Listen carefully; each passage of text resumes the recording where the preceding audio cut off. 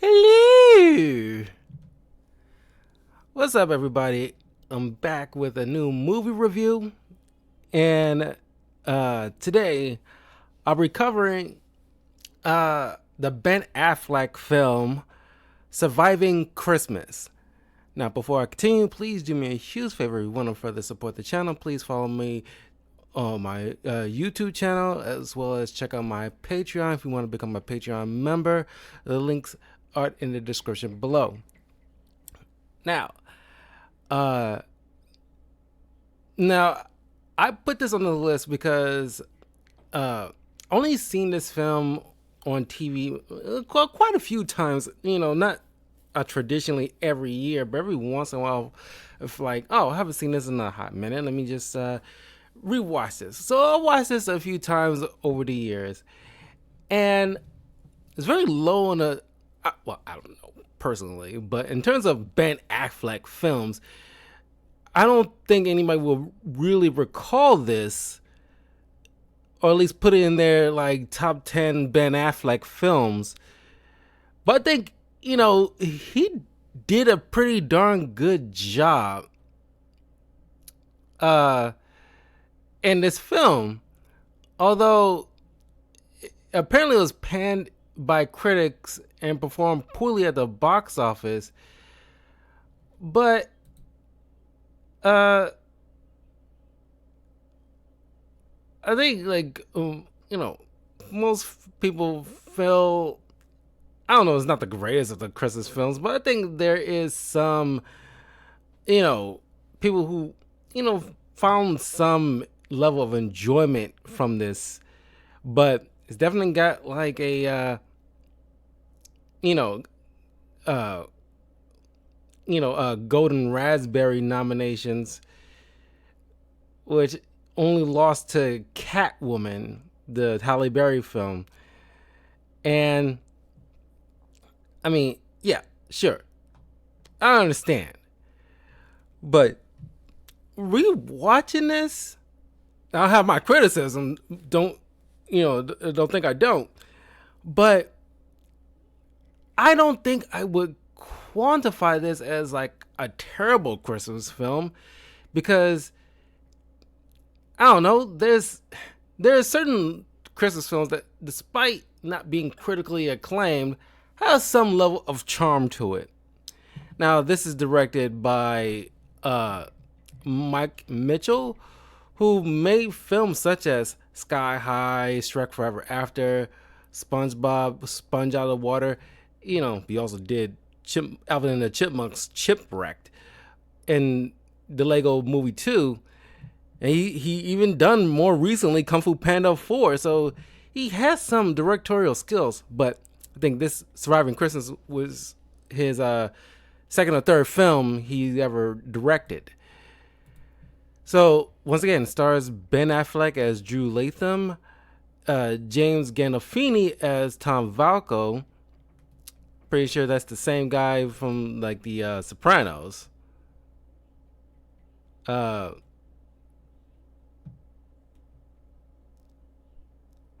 that the Sopranos? Yeah, it is the Soprano star. Yeah, it's like same dude.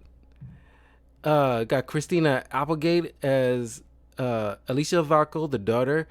Catherine O'Hara as Christine Valco, the mom. Josh Zuckerman as Brian Valco, the younger brother. Now, I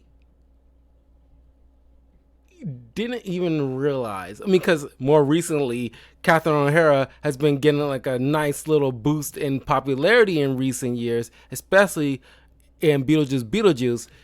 So, a lot of, a lot of actors getting like a bit of resurgence here and there. And of course, this movie came out in 2000. When it came out in 2000, yeah, 2004. And you tend to forget, just because the film does poorly, you tend to forget these are still impressive actors, and they do a pretty darn good job. Even with certain crappy material here and there. However, uh, we meet Drew, who's an what was like an ad executive or something like that. Yeah, ad executive, and he surprises his girlfriend, uh, Missy, played by Jennifer Morrison, with a trip to Fiji to spend Christmas together. And I gotta admire this in this film. There is a kind of a big turnaround with this girl, but I will say that a bit for later. But Missy is upset with him, which I admit is kind of like a gross overreaction, honestly, even for a movie like this. But she's definitely upset with him. The fact that he would rather spend Christmas in Fiji rather than spend it with his family. And I don't know how long these two would have been dating, but not necessarily he needs to like give her the whole backstory. But if he was dating her seriously, don't know why nothing, because we'll learn about his family backstory in the third act, but don't know why this woman doesn't know at least his history, at least the gist of it. But she acts so shocked and so upset, which is kind of like overreaction. But she is all about spending Christmas with family. And this is something that he probably should have been more privy to. Like I said, don't know how long these two would have been dating. Let's say maybe a year. I'll grant him at least that much. But there's had to been some kind of talk well before this point about what these people are like and probably what to expect. But she decides to like, you know, to his point of view, he thinks like, oh, she just ended the relationship, but he's trying to make it up by getting his assistant to send her like a Cartier bracelet and trying to, as an apology token. But she got into his head about, spending Christmas with family.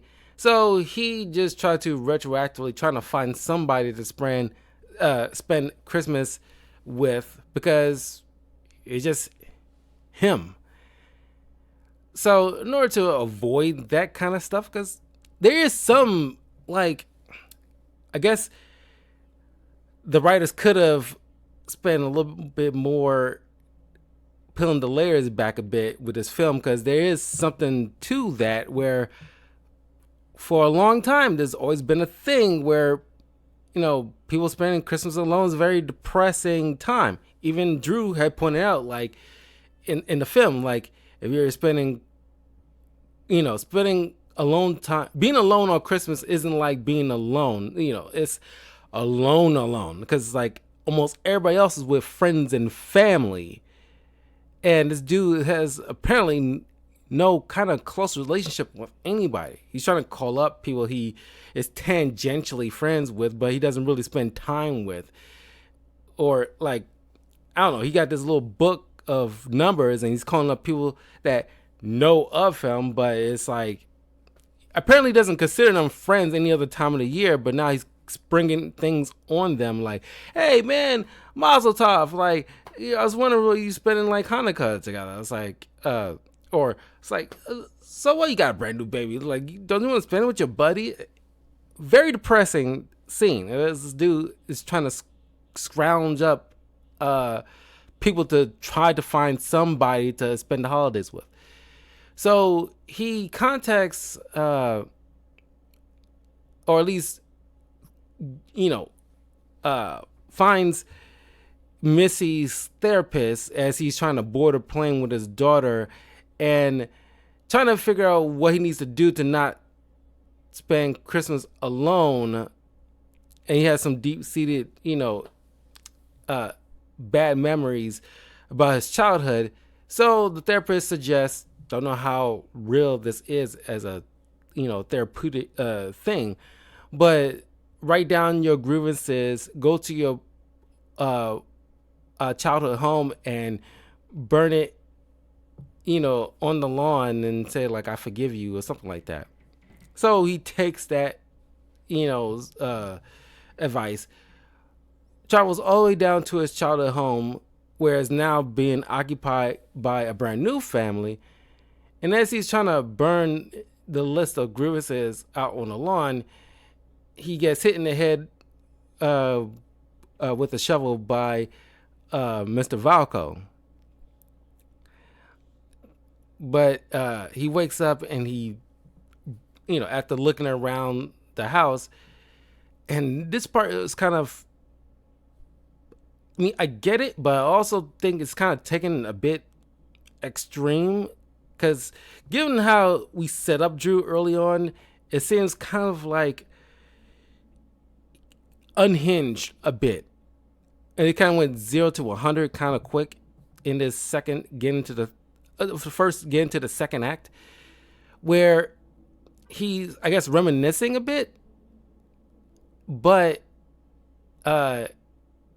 he proposes and actually drew up a contract where he promises the family $250,000 if he get to spend Christmas with them under his childhood home, which they agree, under to the dismay of the son, who is pretty much, mind you, this early 2000s, so he's pretty much like have his own personal computer in his room and doing nothing but what young boys do when they have their own personal computer, kind of thing.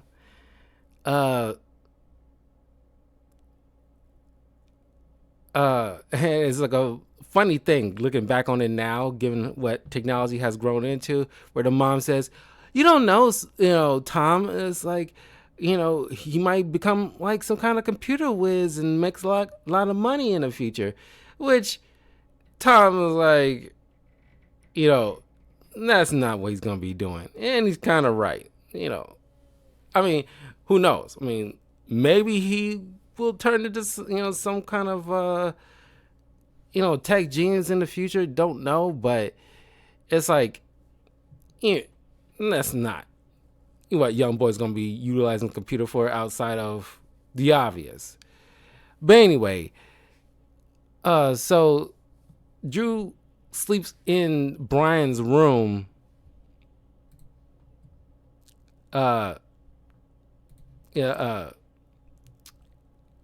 And goes through all these little gimmicks to really like, have this warm, fuzzy, cliche traditional Christmas with this family.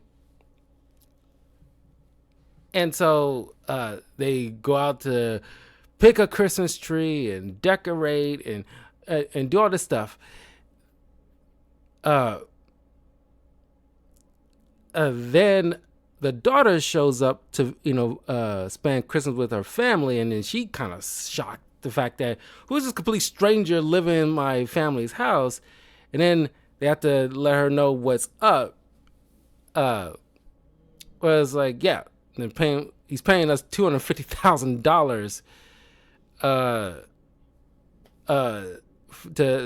for this guy to spend the holidays with them. So why would we not take that?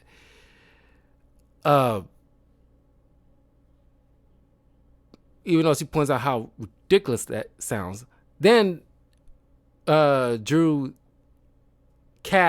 literally cast an old man to play the grandfather named Doodah,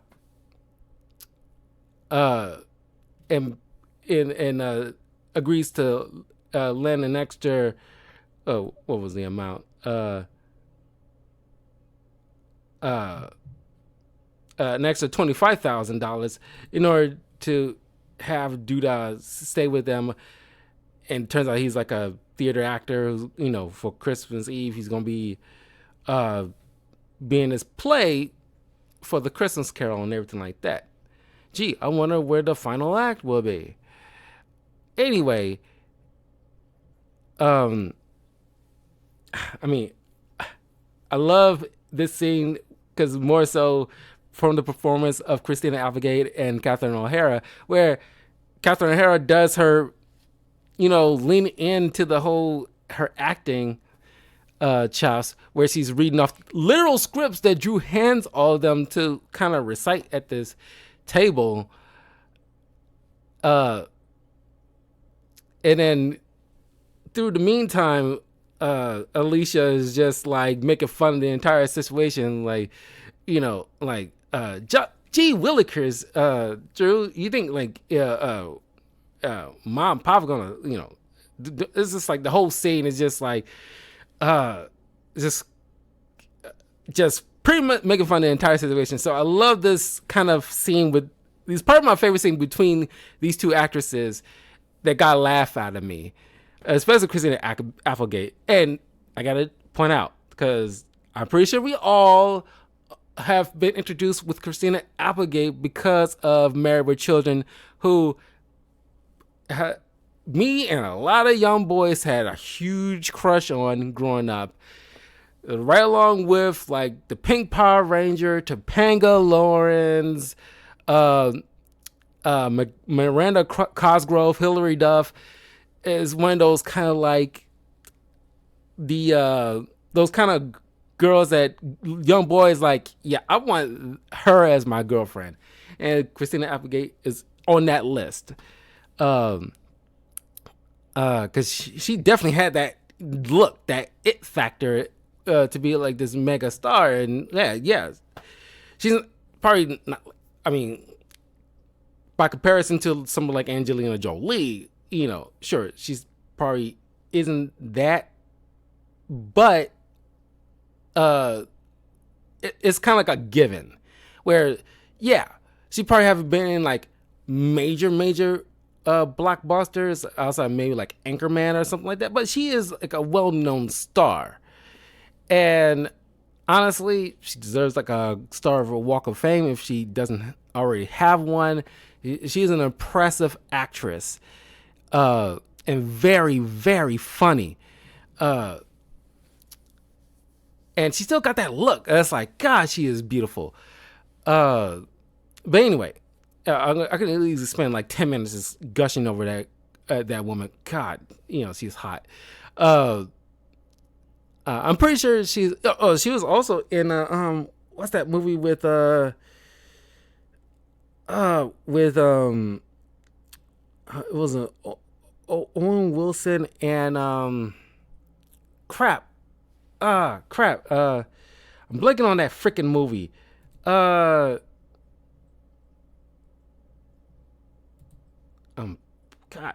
it's gonna bother me if I don't.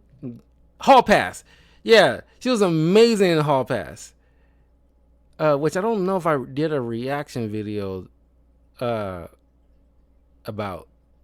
I mean, not a reaction, but like a review about, because she was funny in that. Which also, that movie kind of introduced us to Tyler Cochran's Superman, honestly, who will eventually become Superman in the TV show. She was in the Anchorman films. Employee of the Month, I forgot she was in Employee of the Month. The Rocker, Farce of the Penguins. Bad Moms, which I did a review on a couple of Christmases ago. And the Vacation film, the crappy one, in 2015. So yeah, she's an amazing actress and done pretty well for herself. Anyway, getting off path here. Anyway, Tom pulls Drew to the side and confesses to him that but before I get to that, this is, when that script's kind of been pulled out, I know this is where, in my mind, where I kind of took notice, okay, you're kind of going overboard with this, because I understand you want to be a part of this family and you want to do all this Christmas activities and all other stuff. I get that, but it does seem like this dude's, I won't say unstable, but you know, for the lack of a better word, just go with unstable, where he's taking things, a bit too far with this, uh, and it's just like I don't think. I think one of the major problems, at least for me, is the fact that how far he's taking this. Now I get this is usually for comedic effect, but he, as juxtaposed to how we are introduced to him earlier in the film, he seems, you know, rational. And sure, he come to understanding, oh, wow, I do not want to spend Christmas alone, so I'm paying off this family to spend the holidays with them and doing all the Christmas traditions. That is, where like it should stay in.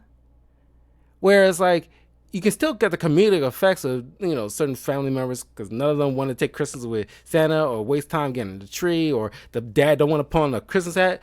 So you can still get the comedic effects like you gotta do this. I am paying you, and we're doing all these Christmas activities and all this other stuff that the family is just kind of like being kind of humbug about because they're going through their own issues.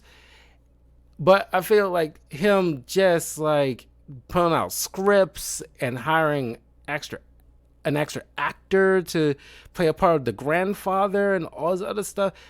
I think it's kind of like, okay,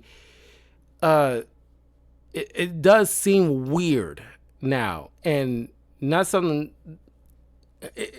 If there was some kind of extra step involved with getting him to this point where he's kind of like overdoing it, then it kind of like rationalizes why he gotten to this point.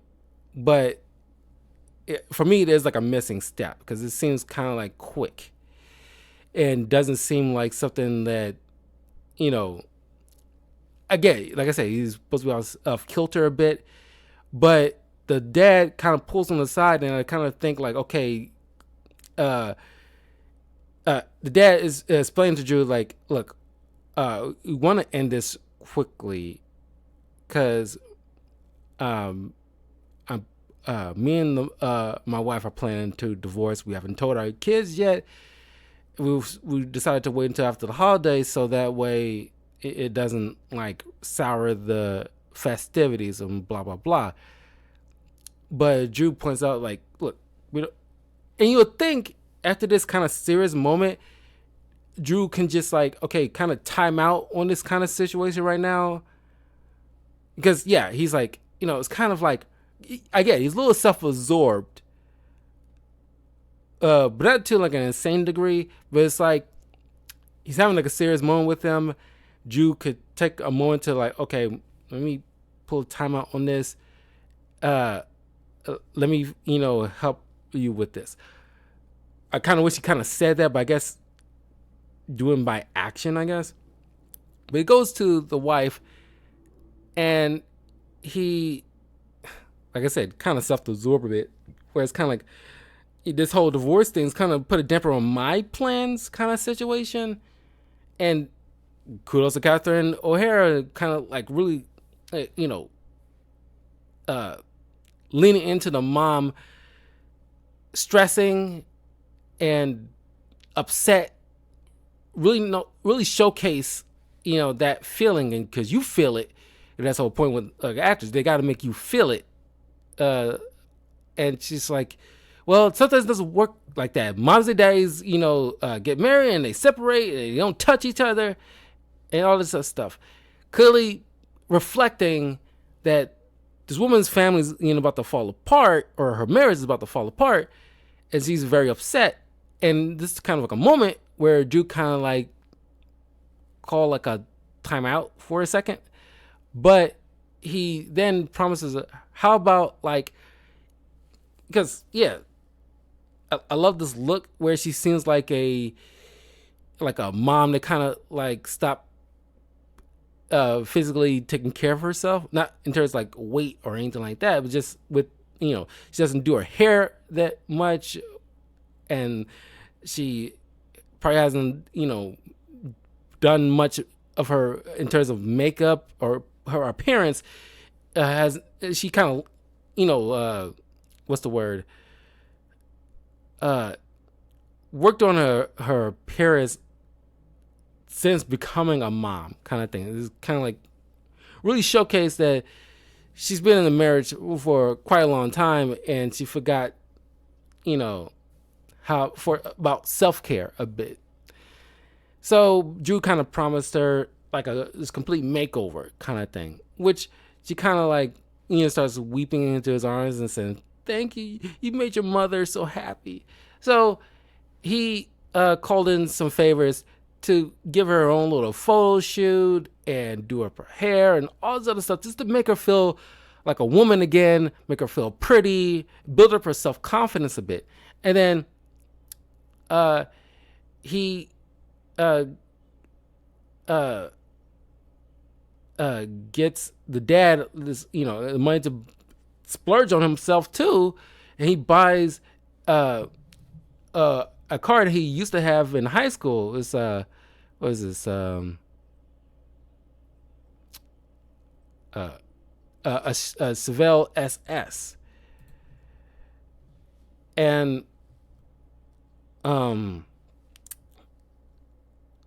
so both of them kind of took notice of her appearance and how like stunning she looked, and she is impressed by his ride. That she literally forgot that they used to ride in when they was in high school. It's kind of bringing back memories and feelings. I kind of like this moment. So it shows that Drew have reignited some kind of spark that they lacked in that relationship and that family. He even spends times with their children where they go sledding, even though Brian is like not into it at all. Matter of fact, the son kind of fall by the wayside until the tail end of the film. We'll get to that, but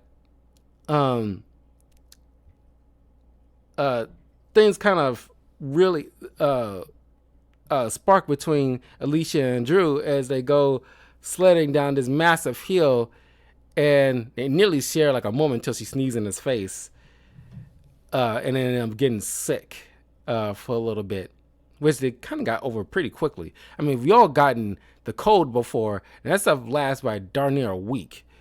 And that's definitely like you're, taking care of yourself by drinking tea and soup and stuff.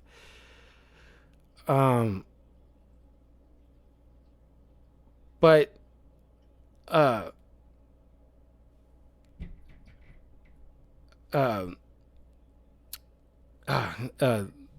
that's when crap there's like a turning point.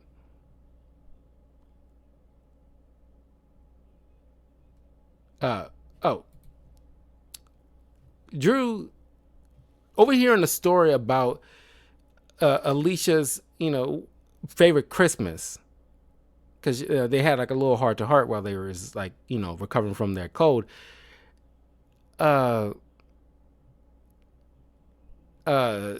She saw this ice covered little tree, and it looked very magical. It was like a special moment as a little kid, so he kind of recreates that, but once again he kind of went overboard with it by bringing in like a whole pageant choir thing going on, and it kind of ruins that moment.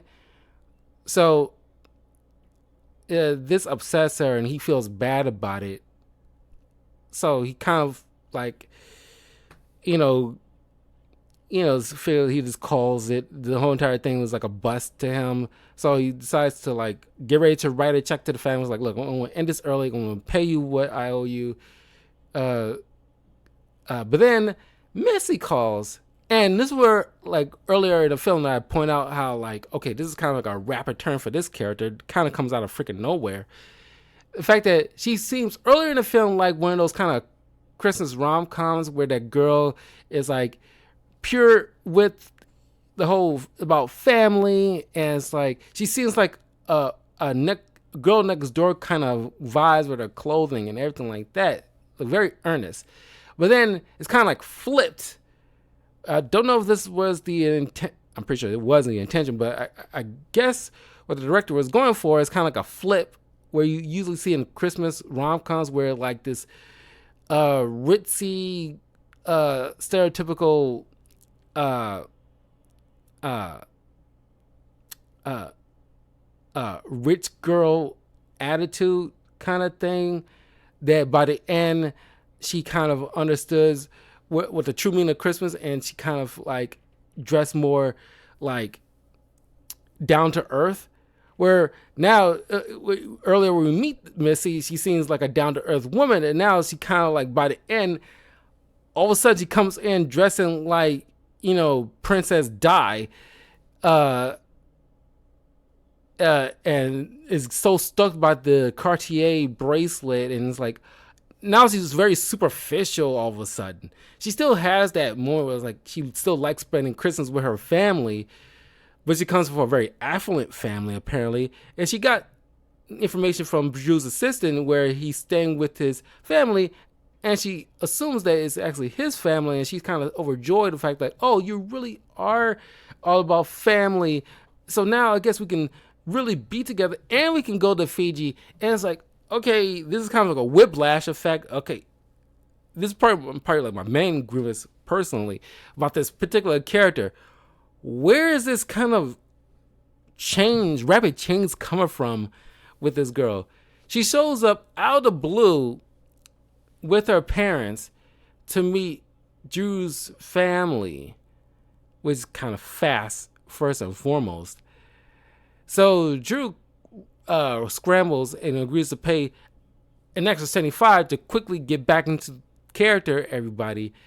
And then they keep on the charade, but it kind of spirals into chaos where they trying to put up this facade, but things go haywire when Brian's on his computer trying to look up certain stuff.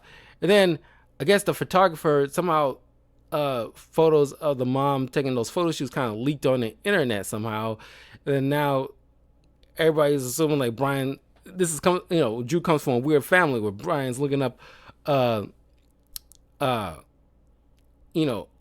suggestive images that happen to be his mom. And of course Alicia's still upset, and she's not getting to playing along, and the whole entire thing is ruined. Her and her family leave. So now when things winding down, he admits to Alicia, who she questions, which I'm shocked that nobody earlier in the film ever asked this question.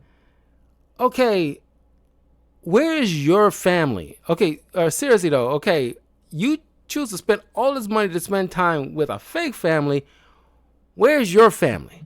So he comes clean to her that my dad walked out on me when I was 4. My mom pretty much raised me by herself.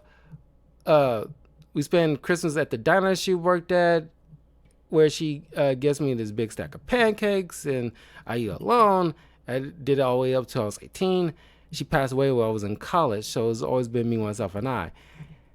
And I get the sentimentality of it all, but this is kind of a cliche that in holiday movies in general that I kind of roll my eyes at, where it's like, okay, sure, there are people that are primarily raised by a single parent. That's not unheard of. But what I push back against is the fact that you mean to tell me there's no extended family on either side? Sure, the dad might have up and left, but you mean to tell me, he didn't have any parents to step in? No brother or sister? It was just him? I know it's not the point of the film, but I'm just saying when they do this kind of cliche, like, oh, it's just me and my mom kind of thing, or me and my dad kind of thing. It's like, okay, they have family too. Like there was no grandparents. The whole Doodah thing. He had a best childhood friend that had a grandfather named Doodah, so he kind of like ripped off that storyline. But it's like the mom didn't have parents. It was all just her, no aunt or uncle kind of thing. It just, I mean, at no point throughout your adolescence, he didn't remarry or hook up with no other guy that was like a stable, and good stepfather potentially. That's what I'm saying. It's like, okay, like they kind of is a groaner for me. It's like, seriously, you don't have no extended family. There's like nonsense. Uh, it's just like they always kind of like gets me to eye rolling because it's like that's it's so dumb. You have to have some kind of extended family, even if it's like an aunt or an uncle from whomever decide to up and leave, and they just choose to step in or whatever. But anyway, so Tom shows up at Drew's apartment to collect the money that he owes, and uh, he points out to Tom, whereas I spent all this money to have like a good family Christmas, and it's something I really wanted, like a family, but here you are, breaking up yours. It seemed kind of like a waste, which kind of like put things in perspective for Tom, where now he's willing to fight to keep his family. And I kind of like this. They end up all showing up at the play where Doodah is performing for the Christmas Carol, and Tom goes to sit down with his wife, and I like this moment. It's kind of like real. It's not corny or cliche. It's just like he just whispered to her, like, I really don't want to leave. Even if I do, I don't know where to go. And she's like, so don't go. It's like, and it's like, okay, just don't go. And it's kind of like just a matter of fact. It's like, yeah, it's like, I don't really want to go. I don't want you to go either. So we should just stay together. Sure. And they hold hands, and it's just like, yeah, you don't need to be mushy about it. Just like, yeah, I still love you. It's just their way of communicating that I still love you. I don't want to go, so don't. And they just stay together. And I kind of like that. I respect that more, and I kind of wish more movies do something like this, where it's like, yeah, it's like you don't need to be all mushy about it. Just like, hey, I don't want to go. Like, I still really care about you, and like we got a good thing going. You don't need to break it up. And it's like we got a rhythm going, and the dating pool is effed up, and we, just it's fine. I really like that. Drew sits down next to Brian, and like I said, they treat this kid like a kind of like an afterthought. I kind of wish they kind of set some kind of. They tried to do a whole bonding moment with like the snowball fight thing, but the kid really was not into it. Well, I like the moment where Tom kind of like throws like a snowball with a bit of ice inside at Drew, because he feels like he's just kind of picking on Brian a little bit because the kid clearly is not into it, and it's like, yeah, the Papa Bear comes in to defend his kid. It's like kind of like, why don't you throw an ice ball? Why don't you throw a snowball at me? Do it. And it's like he just knocks a guy out. As I thought it was kind of fun. But anyway, Drew comes sit down next to Brian, and he sees like him kind of eyeing the girl sitting next to him, and he's like, oh, she's kind of cute. Why don't you go say something? And then he gets the girl attention, like, hey, this cat, blah blah blah, and it's like, there you go, kid. And this kind of sparks kind of like a thing for Brian to have some type of, because clearly this kid doesn't have much social skills in terms of picking up girls either, and just kind of like gets him off the computer and actually forming some kind of healthy relationship with a real girl his age. And I like that moment because it helps that kid, but I kind of wish they kind of set some type of better bonding moment between these two. Uh, but like I said, they kind of treat this kid like an afterthought. But anyway, Jude steps out and sees Alicia sitting on obviously dirty freaking steps, where people literally was walking on to get into this community center area. And so they kind of reconnect, and out of nowhere, as these two share a kiss, Missy riding with her parents driving by coincidentally and seeing them kiss, and they just assume that this is like a weird family where incest is going on or something. They never really figured out, like, this is all like a whole, everything was, was complete an act.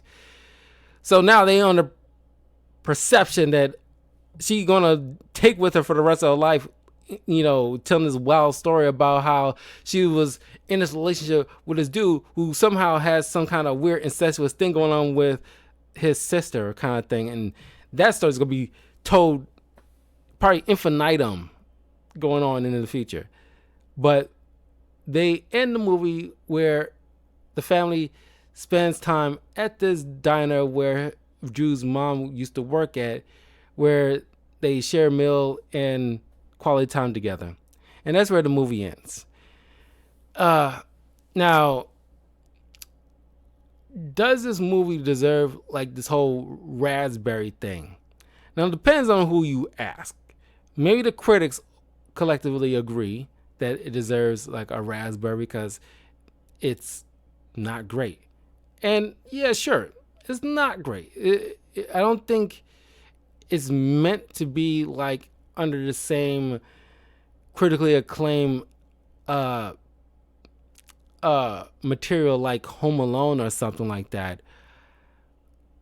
But I think it had the, like most films, has the benefit of time on its side, where it shows up every holiday, if you're watching it on cable or something like that, and it's a nice little moment you can sit down. It's a good family film. It has some over the top moments here and there, but I find it charming. And like, the sentiment was still there in terms of the holiday spirit about family. I think Ben Affleck played this pretty decently. It's one of those moments. This is his early stages. I mean, he's always been around acting. He is a great performer, and the material he's given, because he is a good leading man, and he's funny. There's moments that he generally made me laugh out loud. I don't think this movie set out to be like this whole massive hit. It's just like the director had a vision in mind, and I think he set out to did what he did, and I think it's a good movie to sit down with your family. It's not egregious in any sense of the word, and it's kind of like a story about like a real family going through some real problems, and this kind of like not wacky character, but kind of this lonely a guy who just really wanted to have like a family Christmas, and just remind us what it is, what it means to have like a legit time with your family and friends, enjoying the holidays that we probably take for granted every once in a while, like getting like a tree or taking pictures of Santa, instead of it being like a whole routine thing to be bummed out about. There's something magical about it, and I think that's the whole point. We get caught up in the whole redundancy of Christmas because yes, it's a tradition, but it doesn't have to be like a groaner of a tradition. It's something that, there's still fun to be had by these routines that we do every year. And families should not be taken for granted because most people don't have that traditional family. But yeah, I don't mind this film. I say, it's a good average family film that you can still sit down with your family to enjoy each Christmas and have it become like your traditional holiday film to watch every year. I think it is a fair film. It's a fair film. That's how I can boil it down to. Anyway, that was Surviving Christmas. Let me know what you guys think of this film, and I will see you guys in a few minutes for another mid 2000s film that I haven't seen in quite some time.